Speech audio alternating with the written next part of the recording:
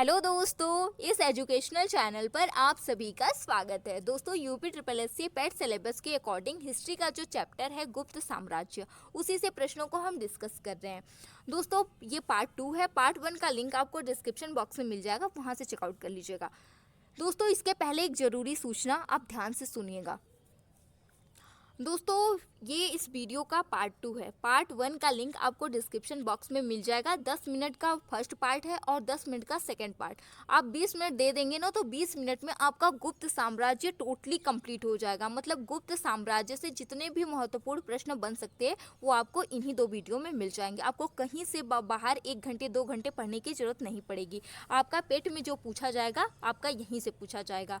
बस यही जरूरी सूचना थी। अगर मैं ऐसा नहीं बोलती तो आप लोग सुनते भी कहाँ हो। तो चलिए स्टार्ट करते हैं। गुप्त राजाओं की स्वर्ण मुद्राओं को अभिलेखों में दिनार कहा गया है। गुप्त साम्राज्य के राजाओं की जो स्वर्ण मुद्राएं थी, यानी सोने की मुद्राएं, सोने के जो सिक्के होते थे, उनको अभिलेखों में दिनार कहा गया है। कार्यस्थों का सर्वप्रथम वर्णन किसमें मिलता है? कार्यस्थों का सर्वप्रथम मतलब सबसे पहले वर्णन मिलता है याज्ञवल्क्य की स्मृति में। किसमें मिलता है? याज्ञवल्क्य स्मृति में। जाति के रूप में कार्यस्थों का सर्वप्रथम वर्णन किसमें मिलता है? उष्णम स्मृति में। किसमें मिलता है? उष्णम स्मृति में। अगला प्रश्न है, विंध्य जंगल में किस जाति के लोग अपने देवताओं को मनुष्य का मांस चढ़ाते थे? विंध्य के जंगल में कौन सी जाति के लोग थे जो अपने देवताओं को मनुष्य का मांस चढ़ाते थे? वो थे सबर जाति के लोग। यानी कि ये जाति बहुत ही खतरनाक होती है। ये मनुष्यों को मारकर उनका मांस चढ़ाती है। सर्वप्रथम सती होने का प्रमाण किस अभिलेख से मिलता है? दोस्तों, 510 ईस्वी में भानुगुप्त के एरड़ अभिलेख से सबसे पहले सती होने का प्रमाण मिलता है। सती होने का मतलब है कि अपने पति के साथ नहीं होता है कि अपने जो औरतें जैसे नहीं होता है कि जिनका पति मर गया हो, फिर उसके बाद वो खुद को भी आग लगा के भस्म कर लेती हैं, यानी कि सती हो जाती हैं। गुप्त काल में वेश्यावृत्ति करने वाली महिलाओं को क्या कहा जाता था? दोस्तों, गुप्त काल में जो वेश्याएं थी उनको कहा जाता था गणिका। आप गौर करिएगा तो मौर्य काल में वेश्याएं थी, मतलब स्वयं से वेश्यावृत्ति अपनाती थी, उनको क्या कहा जाता था? तो उनको कहा जाता था रूपा जीवा। आप ऐसे रिलेट करके दोनों को याद रखिएगा, उनको रूपा जीवा कहा जाता था। तो गुप्त काल में वेश्यावृत्ति करने वाली महिलाओं को गणिका कहा जाता था और मौर्य काल में रूपा जीवा कहा जाता था। वृद्ध वेश्याओं को क्या कहा जाता था? जो बूढ़ी हो जाती थी वेश्याएं, उनको कहा जाता था कुट्टनी। क्या कहा जाता था? कुट्टनी। गुप्त शासक के धर्म के अनुयायी थे। जो गुप्त के शासक थे गुप्त वंश के, वो वैष्णव धर्म के अनुयायी थे। ये भगवान विष्णु को मानते थे। गुप्त शासकों का राज चिन्ह क्या था? विष्णु का वाहन गरुड़। ये इनका जो राजकीय चिन्ह भी था वो भी विष्णु जी का वाहन गरुड़ था। गुप्त काल में वैष्णव धर्म संबंधी सबसे महत्वपूर्ण अवशेष क्या है? देवगढ़, जो कि झांसी में है, झांसी का दशावतार मंदिर। ये जो दशावतार मंदिर है ये भगवान विष्णु को समर्पित है।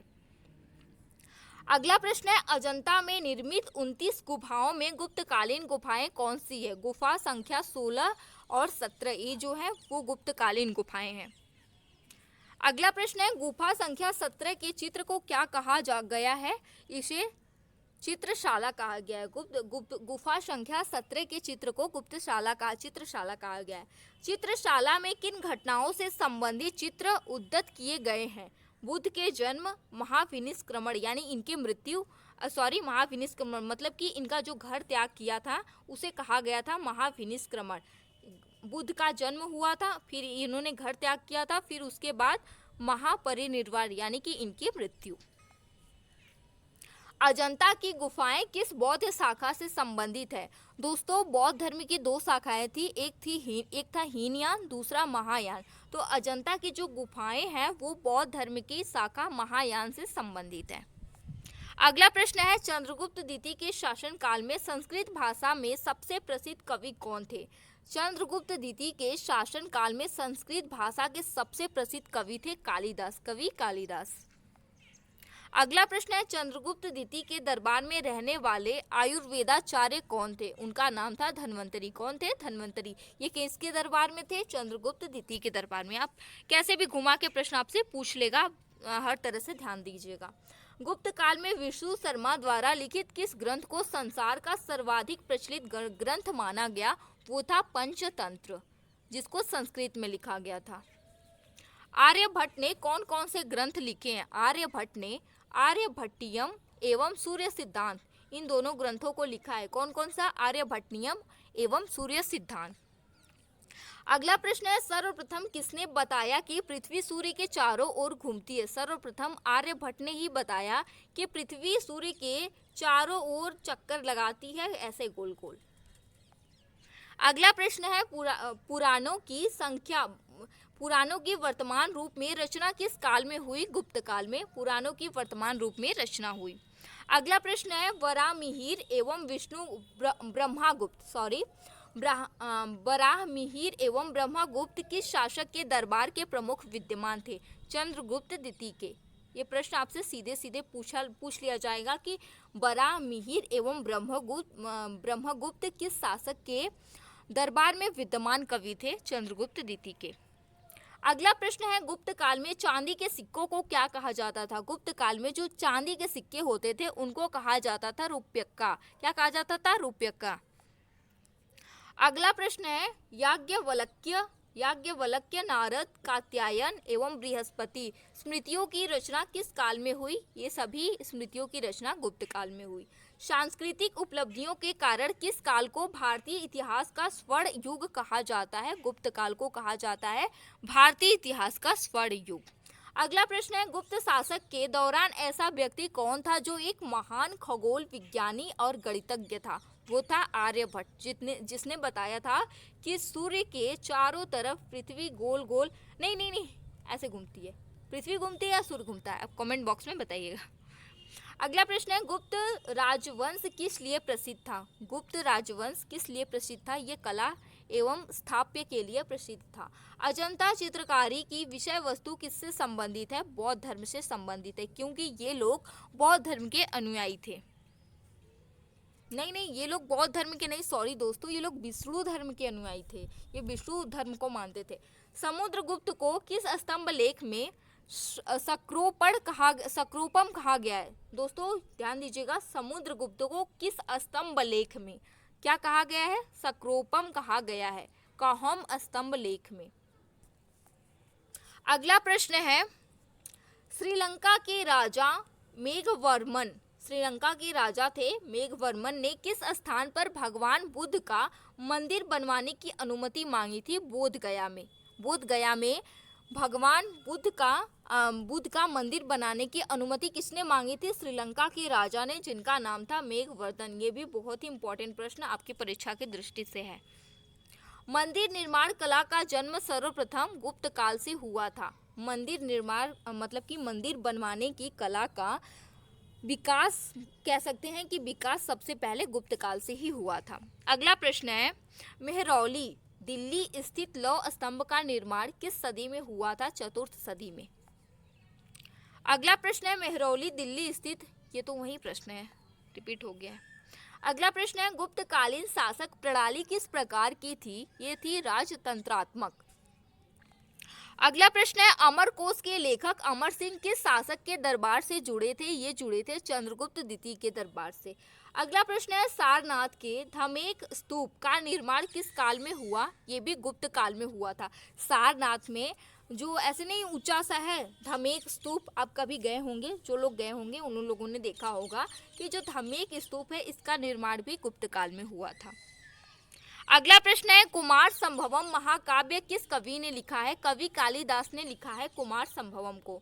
नगरों का क्रमिक पतन किस काल की एक महत्वपूर्ण विशेषता थी? नगरों का क्रमिक पतन किस काल की एक महत्वपूर्ण विशेषता थी? वो थी गुप्त काल की।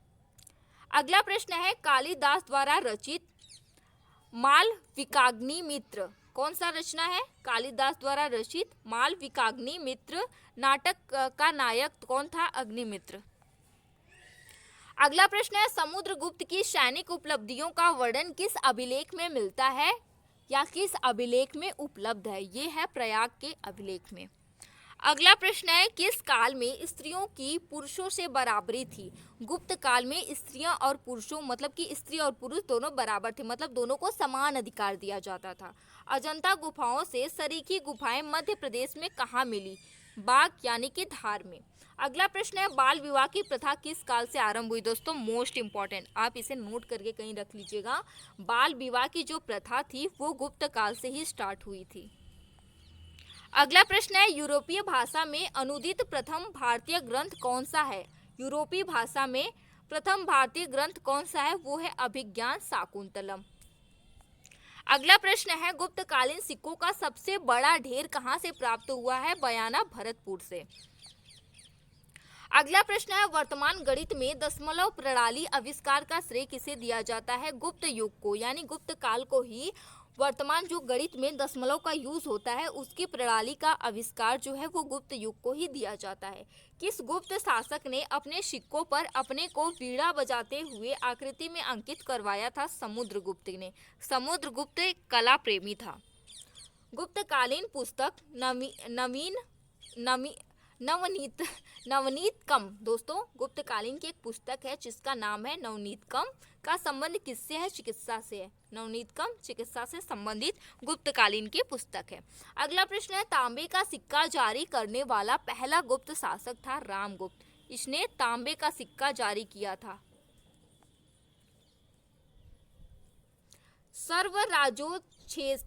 सर्वराजोच्छेता सभी राजाओं को उखाड़ फेंकने वाला।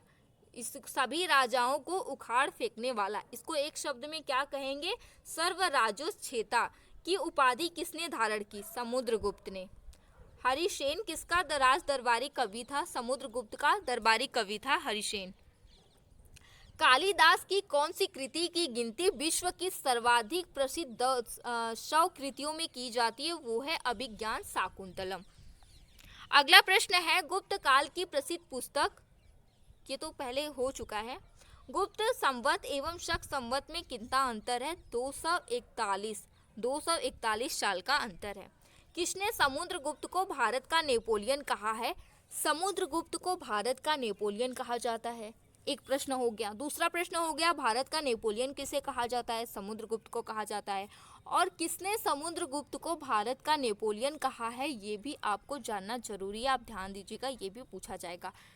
किसने कहा है? विंसेंट स्मिथ ने। किसने कहा है? विंसेंट स्मिथ ने। दोस्तों ये था पार्ट 2 गुप्त साम्राज्य का। आप दोनों पार्ट को कंप्लीट देखिएगा, इसके बाद आपको कहीं से कुछ भी पढ़ने की ज़रूरत नहीं है। दोस्तों सिर्फ पेट एग्ज़ाम के लिए नहीं, अगर आप किसी अदर एग्ज़ाम की भी तैयारी करते हैं तो भी ये वीडियो आपके लिए काफ़ी हेल्पफुल होगी। Thank you.